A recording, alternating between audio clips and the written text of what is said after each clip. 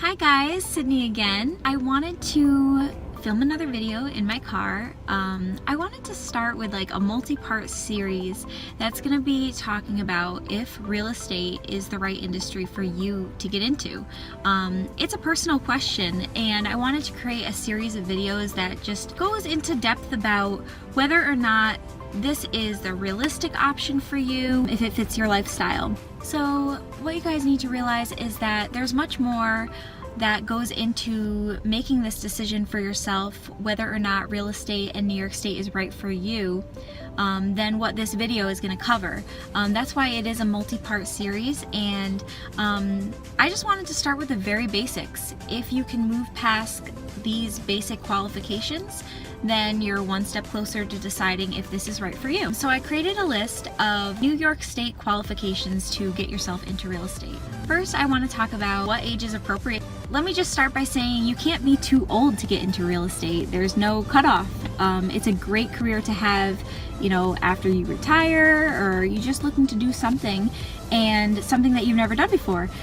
So don't be discouraged at any age. However, you can be too young to get into real estate. Of course, to obtain a license, you have to be 18 years or older. However, you can start your coursework a little early if you want, before 18. You just need to make sure that you're 18 before you apply for the license itself. So if you did want to take your coursework, the state exam results are good for 2 years. So if you're really a young entrepreneur out there that is looking to do this as soon as possible and just, you know, start your empire, start your business, you can start a little early on the coursework and the exams. Just make sure that you're at least 18, and again, there's no age cutoff. Do not be discouraged. It's a great second career to get into later on in life. Secondly, you do have to make sure that you are a citizen or a legal permanent resident. The third topic I wanted to talk about is felonies. Now, if you do not have any felonies, then this does not apply to you and you are all set to go on this step. However, if you do have a felony, it can either disqualify you or you may not be disqualified at all. So what I recommend is checking with the Department of State and specifically letting them know your particular situation, and they can let you know whether the felony that you have disqualifies you or if you can still go ahead and obtain your license. I just want to mention that if you do have a felony that disqualifies you from obtaining your license, you can still take the coursework. If it's just interesting to you or if you want just personal knowledge of real estate, you're still definitely free to take the coursework. Now, the next few steps I want to get into are specifically for people who have never been licensed, have never taken any coursework. I do understand that there's some people out there who have been licensed before and they got out of the industry for whatever reason and they want to go back in. There are some special circumstances for people like that, and I would love to touch on that in another video. In the meantime though, our DMs on Instagram are open to any questions. The comment section below, you know, put your personal questions and your personal story down there. I'd be happy to answer those questions as best as I can. The next steps are for people really who have no experience in this and have not taken any coursework before.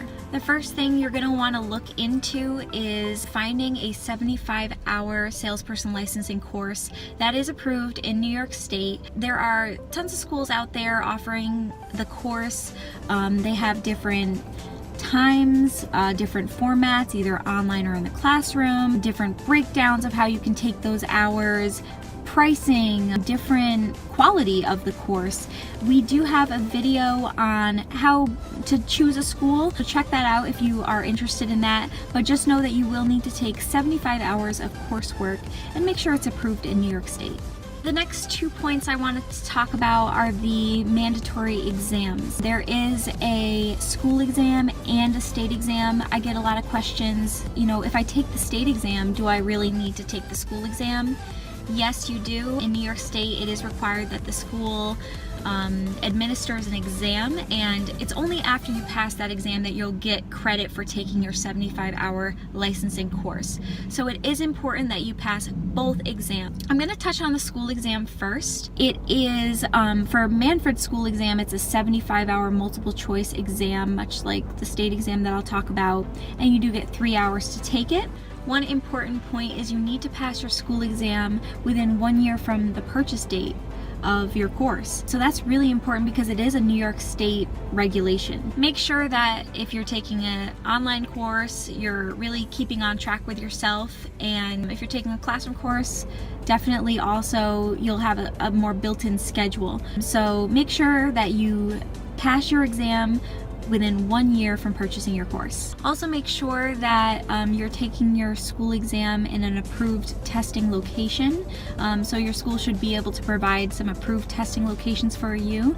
If you're taking your course online, you want to make sure that it is a location that you can get to, and your school exam results are good for 8 years. So I just want to mention really quickly with the school exam, our school exam at Manfred, it's not an easy one. It's meant to prepare you for the state exam, and we always make sure that one of the requirements that you keep in mind is that you're able to study, you're able to read your full online course or textbook, and you're able to listen and attend classes. It's really important that you do study, and it's not an easy exam, which is why you should also make sure that the school that you take your course with allows you to retake the exam if you need to. You should be able to have multiple tries if you need to. Next, I want to talk about the second mandatory exam that you'll need, and that is the state exam. And once again, you do have to take your school exam in order to pass your course and get a certificate, get credit for that course. The state exam is separate. It does cost $15, and you're allowed to take it as many times as you need to pass. However, you will need to pay each time. So I do recommend taking the coursework and the school exam prior to taking the state exam, because if you align yourself with a school that allows you to retake without recharging you, then if you do fail your school exam, it's great practice. But if you do fail your state exam, you'll have to pay another $15 to take it.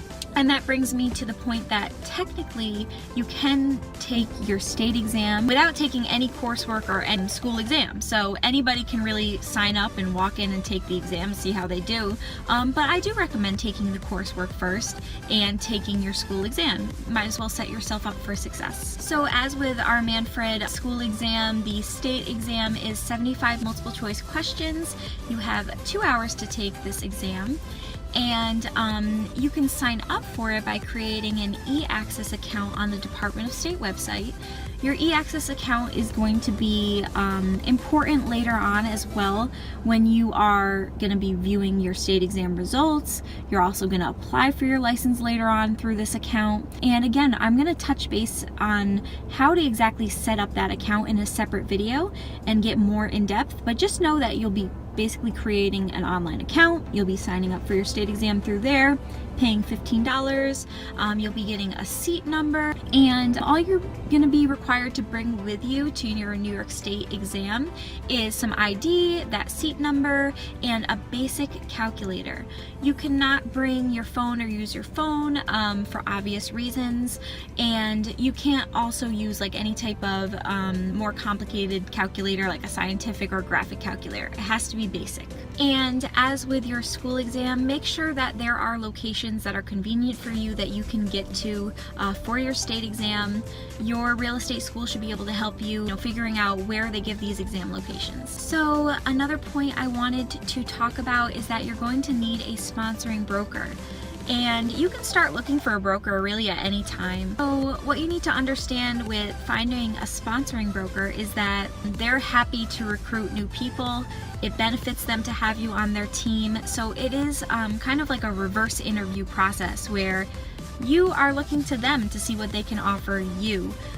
More than likely, they do want to take you on. This is a new process for a lot of people. Usually, you're used to going into a job interview with a resume proving that you can do the job, but you're not used to having to go in and ask them questions. With Manfred's real estate business launch, once you purchase our course, you'll be getting a list of questions that you can ask your broker.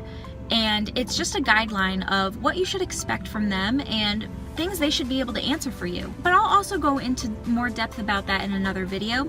Just know for now that you're going to need to find yourself a sponsoring broker to work under. So guys, to recap, make sure that you are at least 18 years or older, you are a citizen or a legal permanent resident, you either do not have any felonies, or you check with the Department of State to make sure that you still qualify with the felony that you do have.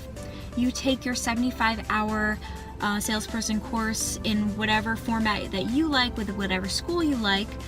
You pass a school exam and a state exam. You find yourself a sponsoring broker, and finally you'll need to apply for your license online. I spoke about an e-access account that you're going to be setting up from the Department of State website. That is where you're going to also apply for your license, and you're going to pay a $50 fee. You're going to acknowledge you want your broker to be. They're going to sign off on that as well, and the Department of State will follow up with the appropriate paperwork for you. And that is the last step. So guys, in this video we went over just the very basics, the qualifications that you need to become a real estate agent in New York State, or to even start thinking about becoming one. Now, of course, I realize that there's a lot more personal questions that you have on whether or not this is a realistic lifestyle for you. It is starting a new business, and because of that, I'm looking forward to making some more videos talking about things like startup costs. How much money should I have in the bank when I do this? What type of person should I be if I want to get into this industry? And that's all things we're going to touch on. But if this list, you still feel like, okay, this works for me still, I still qualify, I can move forward, then that's great. If you have questions about, do I still qualify? Leave them in the comments below, or you can DM us on Instagram. Thanks so much guys for watching, and again, I look forward to making some more in-depth videos on whether or not real estate is the right option for you, and hope you guys have a great day. Bye.